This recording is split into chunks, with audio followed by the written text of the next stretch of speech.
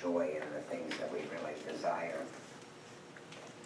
And today's talk, I'm calling it The Life Within You. So there's a story of a couple who lived in a small town, and they had two little boys, and the boys were ages 8 and 10. They were excessively mischievous. The two were always getting into trouble, and their parents could be assured that if any mischief occurred in their town, their two young sons were in some way involved. So the parents were at their wits' end as to what to do about their son's behavior. The mother had heard that there was a local clergy in town who had been successful in disciplining children in the past, so she approached the minister about seeing her sons. The clergyman agreed to speak with the boys, but asked to see them individually. The 8-year-old went in first to meet with him. The clergyman sat the boy down and asked him sternly, "Where is God?" The boy made no response. So the clergyman repeated the question in an even sterner tone, "Where is God?" Again, the boy made no attempt to answer. So the clergyman raised his voice and shook his finger in the boy's face and said, "Where is God?" At that, the boy bolted from the room, ran directly home, and slammed himself into his closet in his room. His older brother followed him in and joined him in the closet. He asked his brother, "What happened?" The younger brother replied, "We're in big trouble this time. God is missing, and they think we had something to do with it."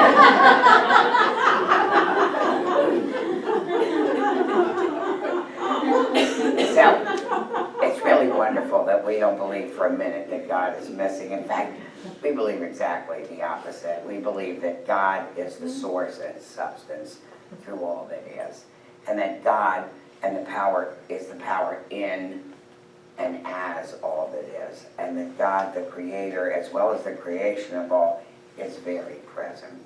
In fact, we believe that the life within us is the life of God, and that this life is truth and beauty, harmony and wholeness. And we believe that the mind within us is the mind with a big M of God. When we say the mind of God, and why did Ernest call this the science of mind? He's called it that because to him, mind with a big M is the universal intelligence that created our universe. That's what it means. It means intelligence. We believe that the mind that's within us is the mind of God, and that this mind is the governing principle of our lives. And we believe that the power within us is the power of God, and that this power is our divine authority with which to use and create. So, those are slightly modified words from our founder in his book, Living the Science of Mind, which was the theme this month was taken from that book. It's one of the greatest books he ever wrote, right? It really truly is, because it's short little vignettes. It's not like you have to read the whole book. Instead, you can read like a little vignette, and that's what's so great about it, because it's like one little chapter at a time, each one with a different heading. This one happens to be a used copy, and if I were you and didn't have it, I'd buy it because it's only $12. And it's spotless, as you can see. We don't sell used books that are messed up. So, this book has got all kinds, although I must say, I do have some notes in it, but they're in pencil. So let me erase them.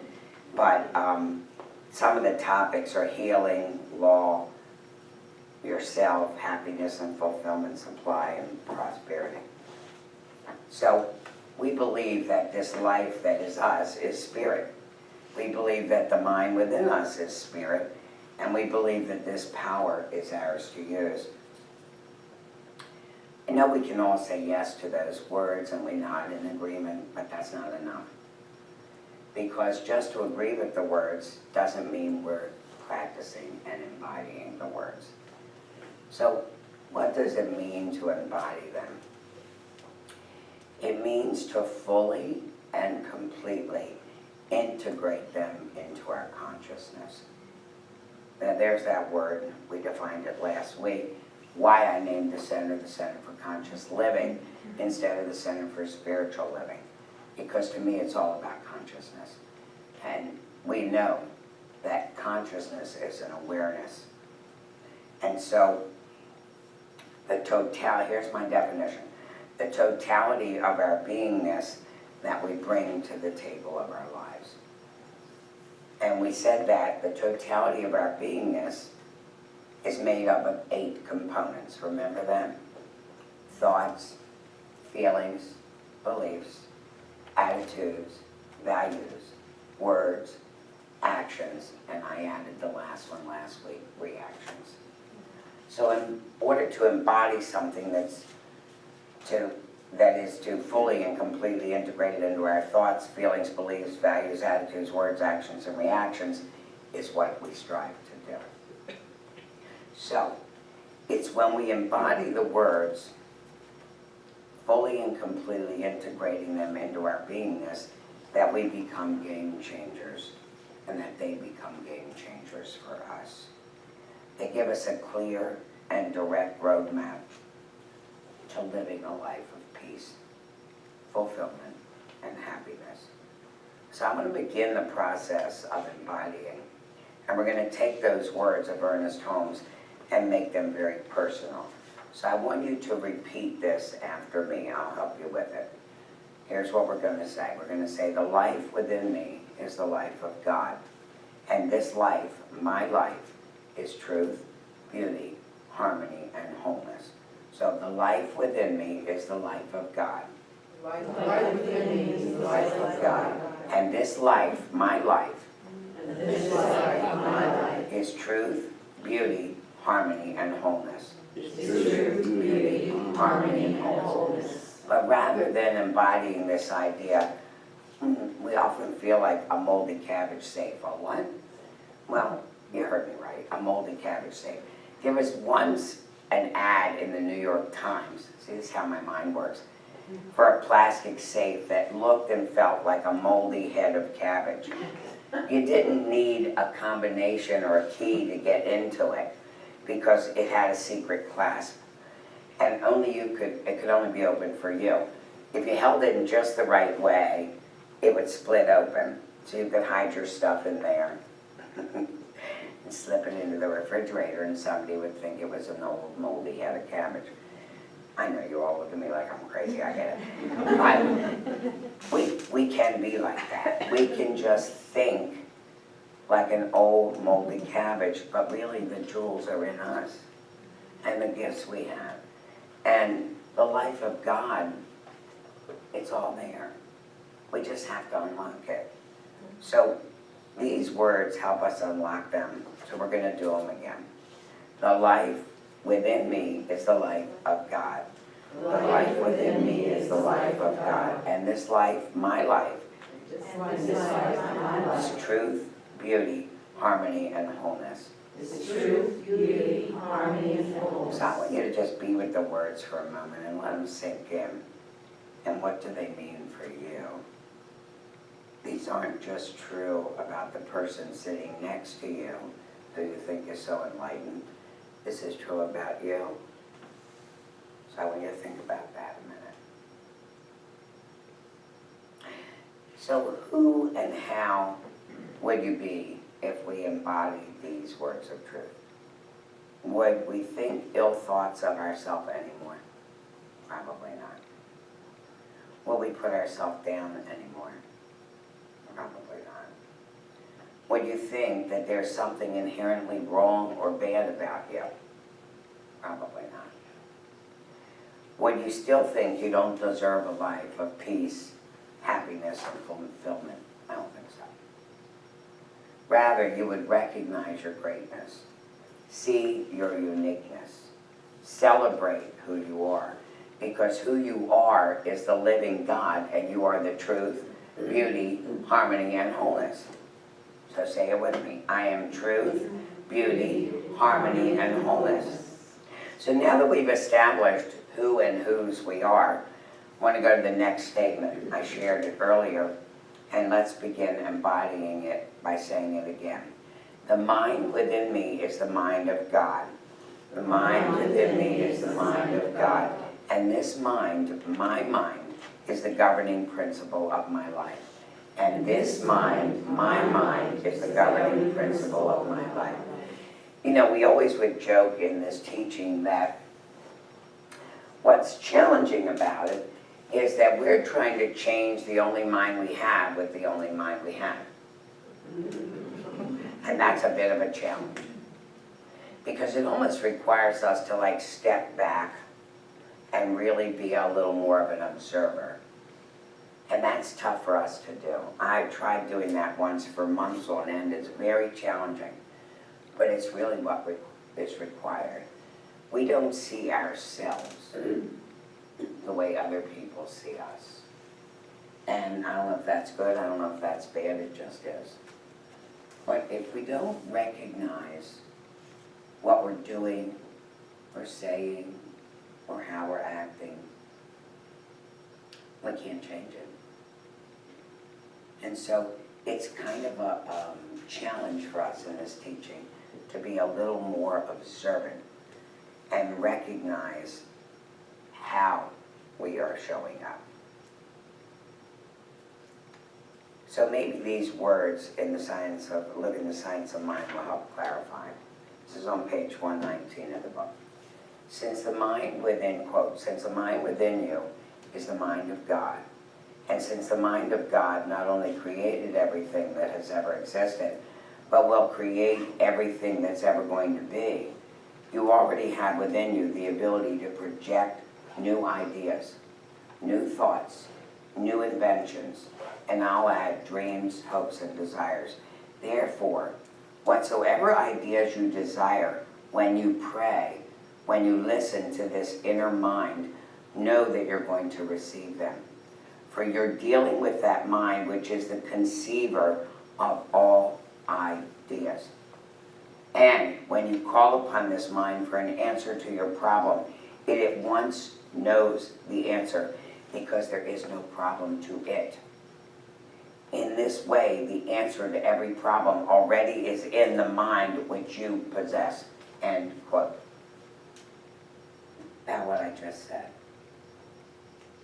I'm telling you that there is no problem to the intelligence of the universe.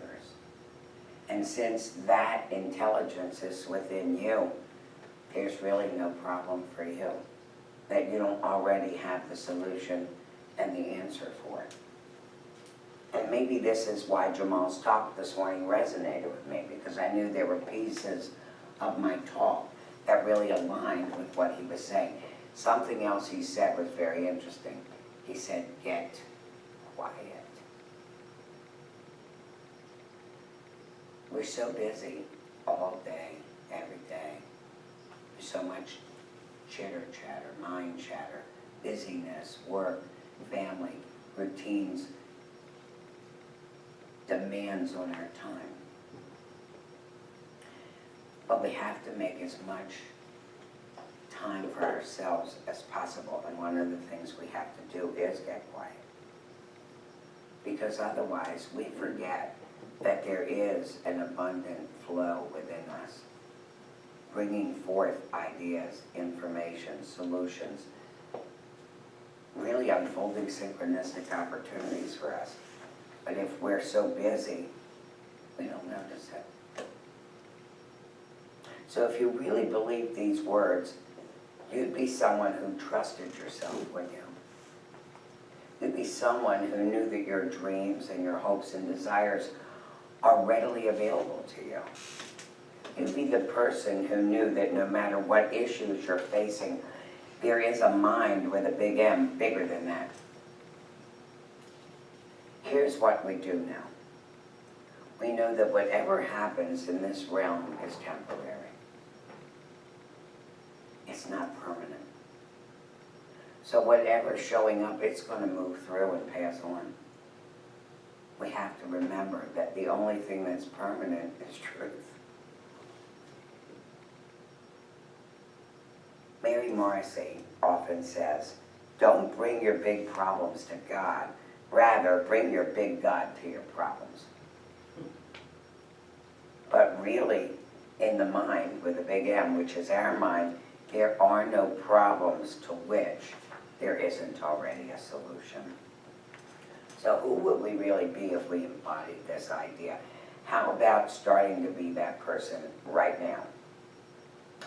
So to embody our final thought, the power within me is the power of God, and this power is my divine authority to create. So you're going to say with me, the power within me is the power of God. The power within me is the power of God, and this power is my divine authority. And this power is my divine authority To create. to create. Perfect. Holmes tells us, again in this book, on page 121, quote, to think is to create. This is the key which opens the doorway to wisdom and power. That doorway is within you. If to think is to create, thoughts are things, and the law of things is the law of thought. Change your thinking. This will not be easy at first, because old thought habits are prone to reassert themselves, to claim they have a right to remain in your consciousness, to harass and torment you. But you now are wise, and you know that they have no such authority. You see them to be exactly what they are, false impressions claiming to be the truth. They're traitors to your true self, false representations of the divinity within you. They're a misuse of your law of freedom, but you will cast them out. You will say to them, I no longer accept you. Be gone. And because they're only thoughts, they will evaporate. End quote. This is heavy, isn't it? Isn't it great? It's so juicy. You know, the more you read him, the more you love him. You know, it's like our textbook. The more I read our textbook, and I've read it lots of times, the more there is to know. You never know it all. You can never know it all. And he's rich. You know, Unity's founder, Charles Fillmore, said a lot of the same things. In his, I love this, atom-smashing power of the mind, he writes, quote, the ideas of God are potential forces waiting to be set in motion, thank you, Larry, through proper formative vehicles. The thinking faulty in man is such a vehicle, and it is through this that the visible universe has existence. Man does not create anything, if by this term is meant the producing of something from nothing, but he does make the formless up into form, or rather, is through his conscious cooperation that the one mind forms its universe. Hence, the importance of man's willing cooperation with spirit in every thought, because unless he is very wise in his thinking, he may be sending forth malformations that will cause both himself and the universe trouble, end quote. What's he saying there? He's saying the same thing. He's saying that what we're thinking is showing up in our experience. They used to say, if you want to know how your life is going, just look at what's showing up. If you want to know what you're thinking, look at your experiences. So this reminds me of what the master teacher Jesus did when he, as the scripture says in Luke chapter 4, was led by spirit into the wilderness. And he was there for 40 days being tempted by the devil. And what is the significance of 40 days? Well, symbolically, it's all the time that it takes for transformation. Scripture tells us that he didn't eat during this time, and he was hungry. So the devil, which we could say the false beliefs, said to him, if you really are who you say you are, the Son of God, well then just command this stone to turn to bread. That should be a piece of cake for you. And then the devil took him up into a high mountain and showed him all the kingdoms of the world in a single moment of time. and said, I'll give you power, all of this, if you will worship me. And he brought Jesus to Jerusalem and set him on the pinnacle of the temple and said to him, again, if you are who you say you are, then get yourself down from here. And to these temptations, Jesus said, get thee behind me, Satan. And with that, the devil was gone. Why? Because we don't really believe in the devil. For us, the devil is false beliefs. It's things that we're raised to believe are true that are not. He says, right out of our glossary, he says, here's our definition of the devil. Any thought of duality, anything that would deny the oneness and allness of good, any idea which dilutes the truth. The only devil we shall ever know will be that which appears as a result of our negative thinking, end quote. So to our negative thoughts, those thoughts that will not create that which we desire to have in our lives, we have to say, get behind me, Satan. And after Jesus did this, his ministry really began. And the scripture at Luke 4 reads, and Jesus returned in the power of the Spirit into Galilee. And there went out a fame of him throughout the region and all around. And so like our master teacher, Jesus, when we realize the power behind our thoughts, feelings, beliefs, attitudes, values, words, actions, and reactions, then our lives will take off too. And we'll be the person we came here to be, sharing our gifts we came here to share, and living a life of peace, fulfillment, and happiness that we were meant to live. So, it's a wonderful thing to realize, and then we can embody the truth, and that is, the life within us is the life of God. The mind within us is the mind of God. And the power within us is the power of God. And it is our divine authority to create our lives. That's a really wonderful thing. So because we've been tweaking some of Holmes' words this morning to make them personal, I want to do that one more time in the form of a prayer that he wrote in our Living the Science of Mind, but I made it a little more personal. So here's what it is. Whenever I believe to be true about God, I declare to be the truth about myself. The power within me, which is God, is the law of good, establishing right action in my life. In this manner, I gain dominion and exercise authority. To think is to create. This is the key which opens the doorway to wisdom and power. That doorway is already within me. Somewhere within me, the mind of God reveals the truth that I was born free, that the will of God is for me, and it's of goodness, truth, and beauty, that all the power there is for me, and all the will there is will's life. I am the image and likeness of this life. I am a personification of it. I am the personality of God. The kingdom of heaven is already within me, and the law of that kingdom is harmony, peace, and joy. And so it is. That's my talk this week. Time for us to do our prosperity affirmation. So it's in our program. And if you're not